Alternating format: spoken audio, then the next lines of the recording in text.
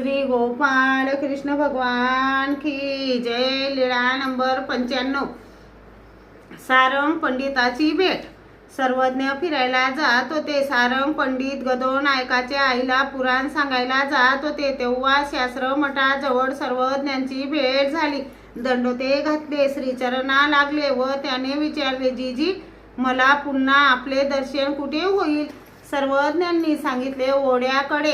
ते पुराण सांगायला गेले, एक दोन श्लोक वखाणले व सांगितले, मला काही काम आहे म्हणून पोती बांधली आणि मोकानंदाला सांगितले, घरी जा व उपाराची तयारी करून ठेवा असे त्यास सांगून स्वतः सर्वज्ञांजवळ आले। दंडोते घातले, श्रीचरणा लागले व प्रश्न केला, जीजी द्वापार युगात श्रीकृष्ण चक्रवर्तींपासून जसा अकृत्रिम आनंद होत असे तसा आनंद आता कोणापासून होतो का?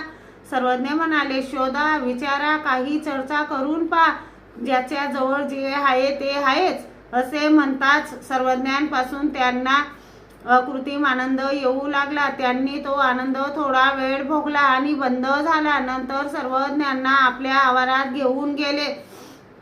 देववार चौकीच्या ओसरीवर ओल्या कपड्याने सर्वज्ञांचे अंग पुसले, पूजा केली, आतल्या भागात जेवू घातले। सर्वज्ञांनी गुन्हा केला, पानाचा विडा घेतला।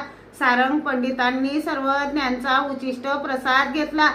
उमैसा त्या दिवशी विटाळशी होती, त्यामुळे ती समोर येऊ न शकल्यामुळे तिला सर्वज्ञांचा प्रसाद घेता आला नाही। तिने मोकानंदाला म्हटले, हे काय रे बा, माझ्यासाठी प्रसाद काहीच ठेवला नाही। त्याने म्हटले, काय करू आई, तुझ्या पतीला ते योग्य वाटत नाही।